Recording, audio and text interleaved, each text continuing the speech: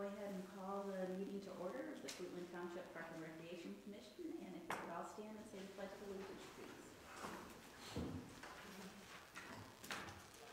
Allegiance to the flag of the United States of America and to the republic for which it stands, one nation, under God, indivisible, with liberty and justice for all.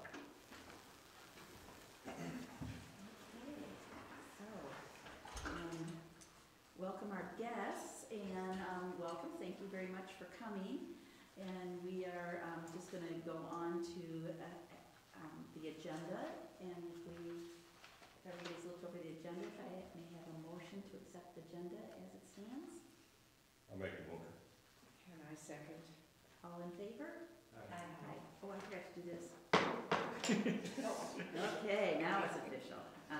So the minutes, we have both the January 7th regular meeting minutes, the January 23rd work session minutes, and the February 4th regular minutes. Would anybody like to do a motion to do all three, or do you want separate motions? I'll make a motion for all three. I have just, there was one typo in the February 4th meeting, under the pickleball courts. It said, it was just a typo, it said topping instead of topic. That's it. Yeah. Not a biggie, but. Yeah, and I noticed just the way it printed out for the February meetings, it still said January on page 2 and 3, but it's not anything that typo's not a big deal. Right. But other than that, I will second it. Okay, all in favor? Aye. And public comment, unless there's someone else who wants to make a public comment, we'll move on, and then you're actually on the agenda, or does someone want? Well, we still have receipts and disbursements, which is not right, so. Public comment comes before. No, you said moving on to that, no. Oh, just moving on to the next thing. Yeah. So, okay. But it doesn't make a position. Okay, so if there's no public comment, we will move on to receipts, which there are no receipts. And so we can move on to disbursements, and there's no disbursements. So that comes to the next part of our agenda, which Jeremy from the North Muskegon Youth Baseball Club is going to do some informational things, or? You have to actually make a motion to suspend Robert's rules. He's on the agenda. I know, but you still have to, because he's speaking, yes. You can tell we're new. Yes, yes. But we're very enthusiastic, so, okay. So, because we have a guest, is that why we're making, okay, for our guest, Jeremy, do you say Loisel? Yes, my name is Jeremy Loisel, and just to kind of bring everybody up to speed here. So let's vote on it first. Yes, I make a motion to suspend Robert's rule. I second it. Okay, all in favor? Aye. Okay, Jeremy, Go. there you go. All right, so I'm not sure, I remember a couple faces that were here from the first time that I was here, but kind of. Do you want to go to the podium? Yeah. Or videographer like that? So, I'm kind of trying to come up to speed a little bit with, I'm not sure if everybody else knows what we had talked about, just to do a brief story. Mary Beth Ricard had approached me about folks looking for somebody to play at the field, I think in July, August of the summer. We kind of talked back and forth for a bit and had a number of people come out from our league and looked at the field and what it would take to bring it all up to speed, to play. We visited out here a couple times. Basically, what we've seen, the way that the field is right now, and the folks, without completely changing the arrangement of the field, it would be best for like middle school, high school age kids, the size of the field, without having to move base paths, move pitching mounds, so on and so forth. So in talking, and I'm going to let Paul take over now, Paul Young actually runs like the middle school program at North Muskegon. So he would be looking at the 7th grade age boys, if I'm correct. field here. Of course, with some improvements, as I think Sue and I spoke about, like, base paths. I know there's a wish list of things, and then there's also things that need to be done in order to make it playable. So with that, I would probably turn it over to Paul. And I'll be Explain brief. that more. I'm Paul Young, as he mentioned, the director of middle school baseball at North Muskegon.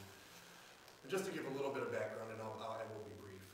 We've used Beagle Field in Dalton Township for the last probably decade or so as our middle school home field. And the reason for that is we have one high school size field on our high school campus, and obviously it's used by our high school teams and our JV teams. There's virtually no time for us to use it. So that's what kind of moved us to Beagle in Dalton Township in search of a field.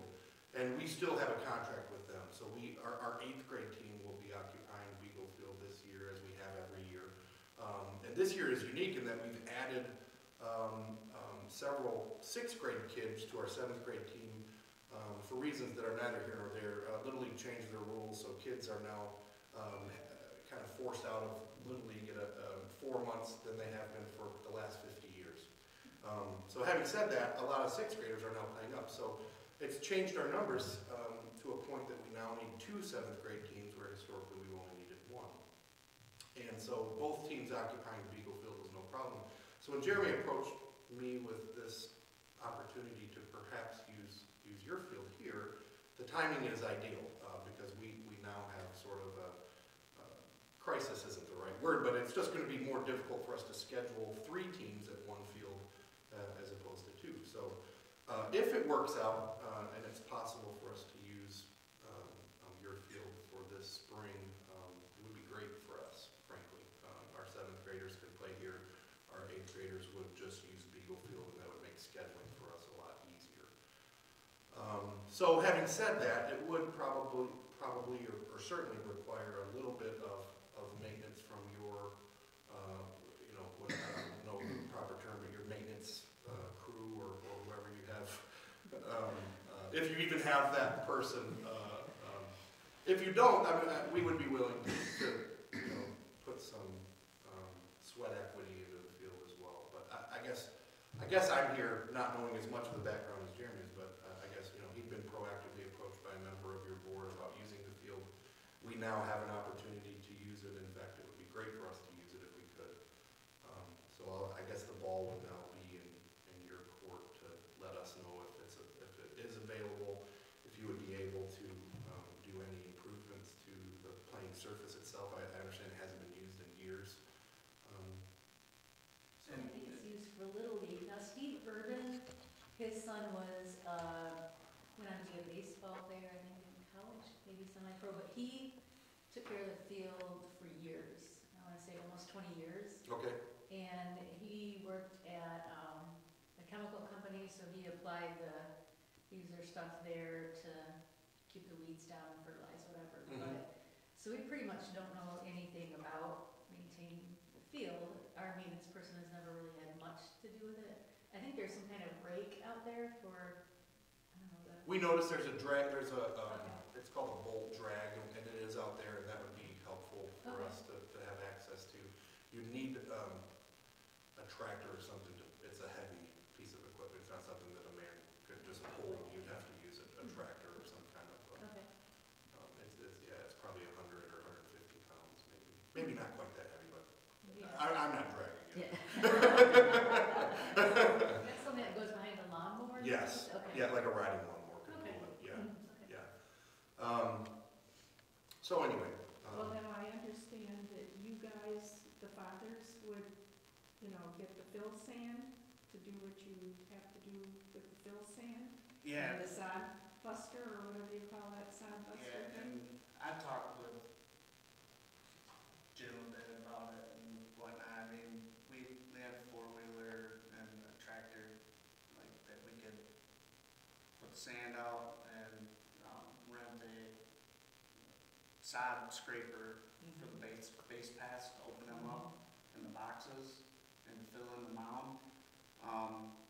But like, you guys would have somebody that would cut the grass. and Yes. stuff Yes. like We would that. cut the grass. Yeah, and Right, and we fertilize it. And, yeah, we And it is, fertilize, and, irrigation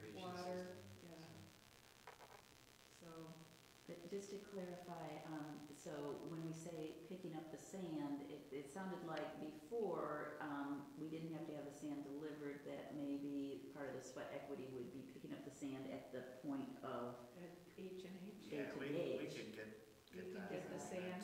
Yeah. and we'll just pay the, you know. Pay for the That's- sand. They would deliver it, they have a truck that Yeah. would just dump it for us.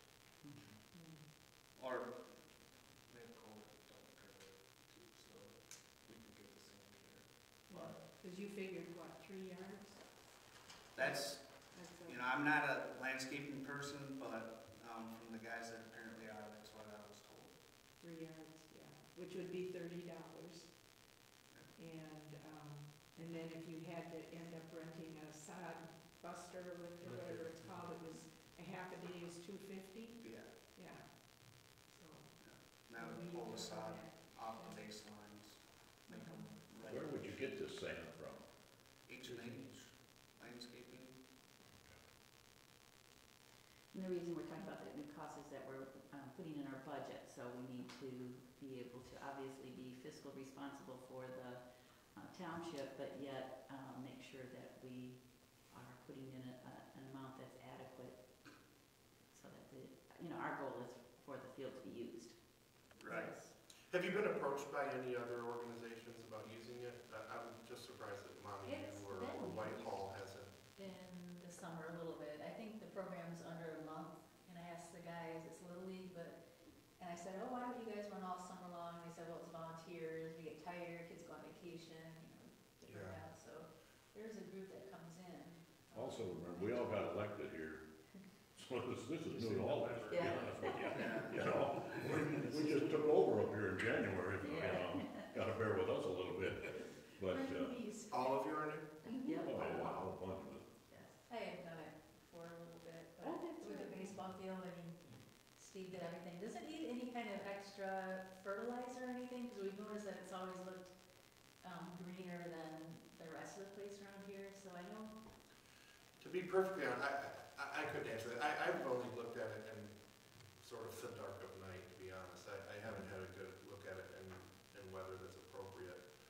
But Cameron and I came out and we just wanted to see if the size was correct, if the dimensions of the field were correct. Because it's not Little League, it's high school size, it's a high school size field. Unless there's another one that I didn't know. This is it. Yeah, it is high school, so it's 90-foot base paths. Little League uses a 60-foot base path. The mound is 60